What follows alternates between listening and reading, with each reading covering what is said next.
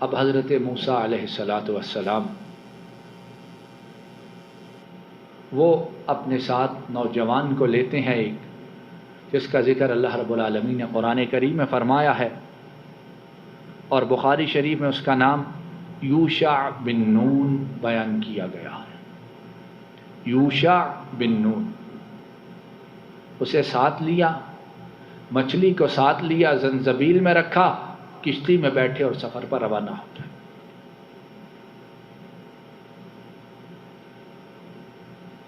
چلتے چلتے کچھ دیر کے لیے رکے، ایک پتھر پر ٹیک لگا کر حضرت موسیٰ اور ان کے ساتھ جو نوجوان ہے وہ سو جاتے۔ اسی اثناء میں کیا ہوا، مچھلی اللہ کے حکم سے زندہ ہو جاتی، مچھلی اللہ کے حکم سے زندہ ہوتی ہے، برتن میں مضطرب ہوتی ہے، تڑپتی ہے، اور پھر اس کے بعد برتن سے نکل کر سمندر میں چھلانگ لگا دیتی ہے۔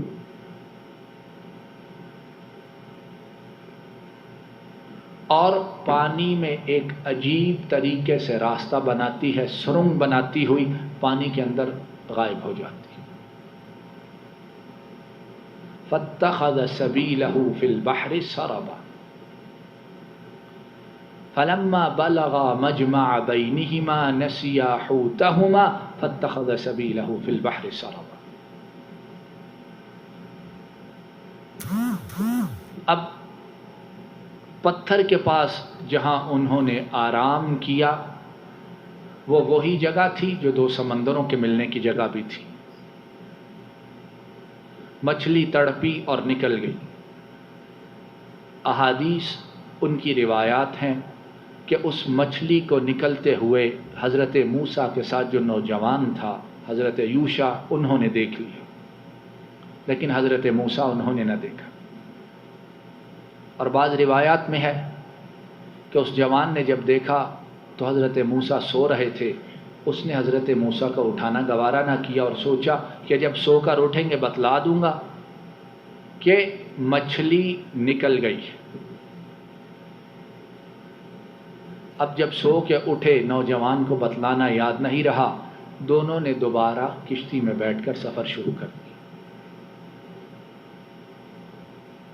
فلما جاوزا قال لفتاه آتنا غداءنا لقد لقينا من سفرنا هذا نصبا۔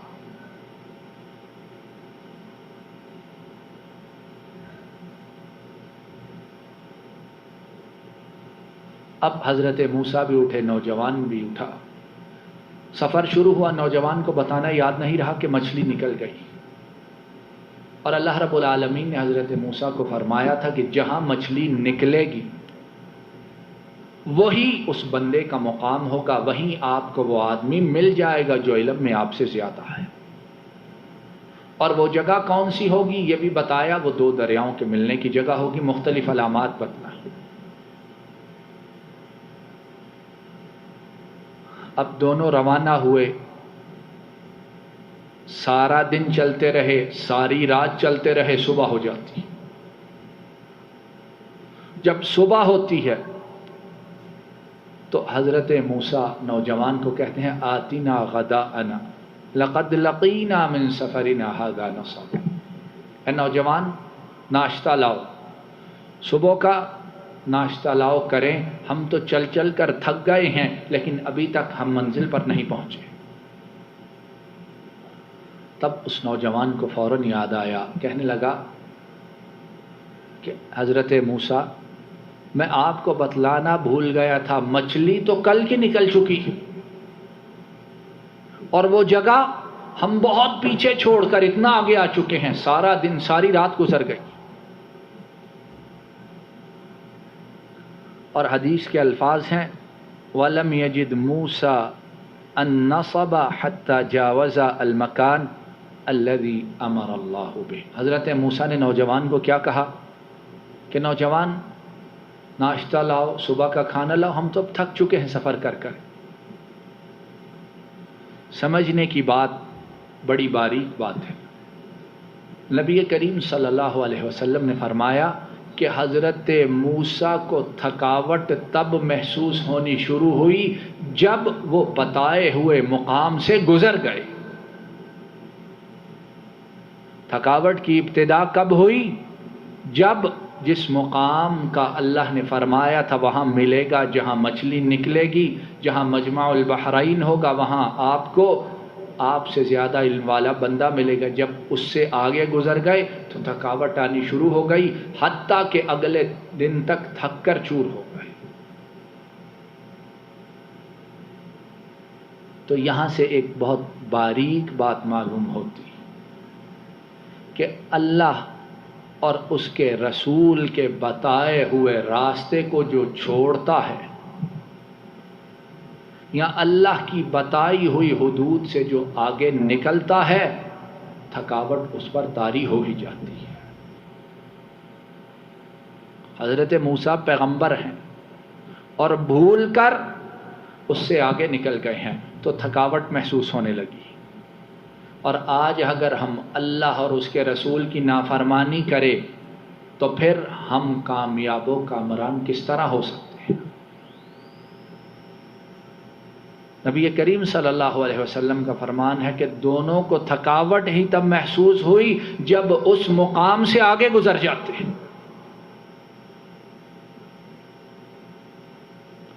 جب نوجوان نے حضرت موسیٰ کو بتلایا، فارتدا علی آثارہما قصصا، وہ کہنے لگا کہ جہاں ہم پتھر کے سائے میں ہم نے آرام کیا،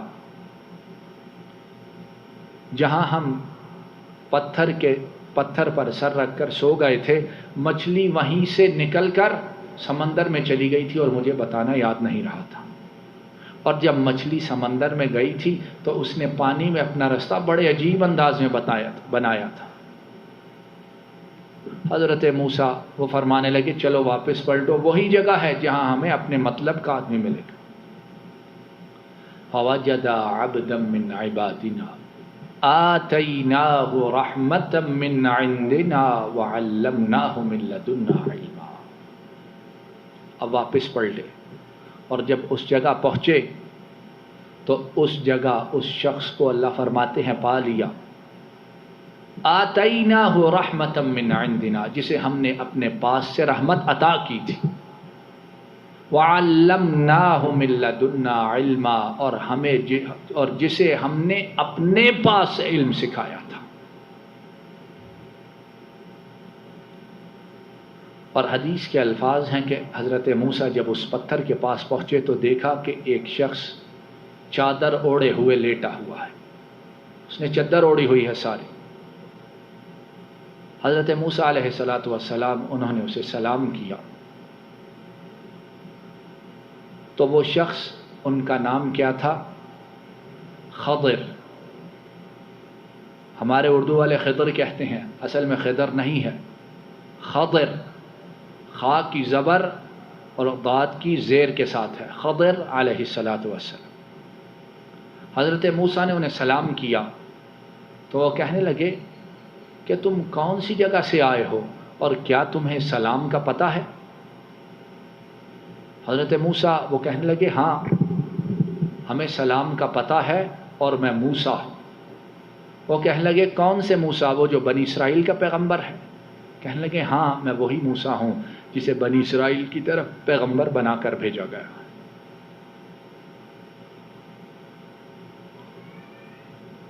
اب حضرت موسیٰ وہ آنے کا مقصد بیان کرتے ہیں، کہتے ہیں اتیتک لتعلمنی مما علمت رشدا،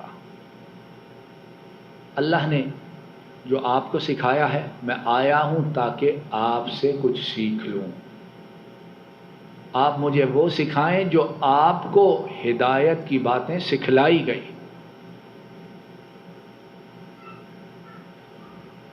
اس سے معلوم کیا ہوتا ہے؟ علم جو ہے اس کے حصول کے لیے پیغمبر بھی سفر کیا کرتے ہیں۔ علم اس کے حصول کے لیے پیغمبر بھی سفر کرتے ہیں، اور پیغمبر کون ہے؟ موسیٰ علیہ السلام۔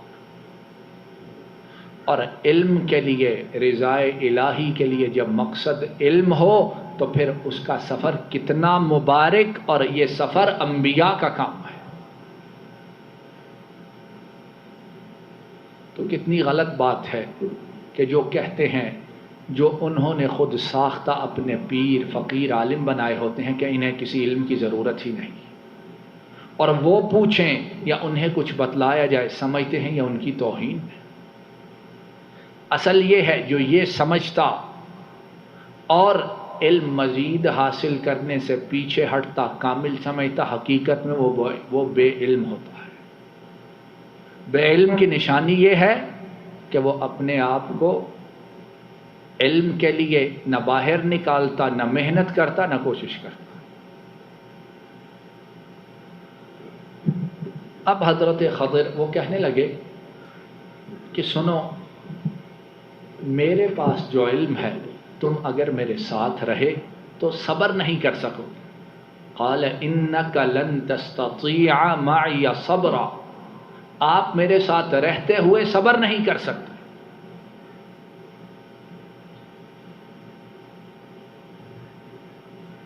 اور فرمانے لگے اے موسیٰ، اللہ نے جو علم مجھے دیا ہے وہ آپ کے پاس نہیں ہے، اور جو علم آپ کو دیا ہے وہ میرے پاس نہیں ہے۔ تو کامل علم کس کا ہے؟ بولیے، اللہ رب العالمین کا۔ جو ہو چکا اس کی بھی خبر پوری صرف اسے ہی ہے، اور جو ہونے والا ہے اس کی بھی خبر صرف اسی کو ہے۔ اسی لیے جو ہے عبادت صرف اسی کی کرنے کی تاکید کی گئی ہے، اور پھر صرف اسے علم ہی نہیں بلکہ تمام امور کی زمام کار، ان کا انجام صرف اسی کے ہاتھ میں، علم بھی اور قدرت بھی۔ علم بھی اور بولیے کیا ہے، قدرت بھی۔ اور انسان جتنے ہیں چاہے پیغمبر ہی کیوں نہ ہو، ان کا علم بھی کامل نہیں، اور قدرت قادر تو ایک اللہ رب العالمین کی ذات گرامی۔ فرمایا موسیٰ، جو علم اللہ نے مجھے عطا فرمایا وہ آپ کو نہیں، اور جو آپ کو عطا فرمایا وہ میرے پاس نہیں ہے۔ حضرت موسیٰ کہنے لگے ستجدنی انشاء اللہ صابرا ولا اعصی لک امرا، کہ آپ مجھے صبر کرنے والے پائیں گے اور میں کسی بات میں آپ کی نافرمانی نہ کروں گا۔ سکھلائیے مجھے۔ حضرت خضر وہ کہنے لگے کہ جب میرے ساتھ چلو تو مجھ سے کسی چیز کے متعلق خود سوال نہ کرنا، یہاں تک کہ اس چیز کا سبب، اس چیز کی وجہ میں خود بیان کیا نہ کر دوں۔ حضرت موسیٰ وہ کہنے لگے ٹھیک ہے ایسا ہی ہوگا۔ اب چلے۔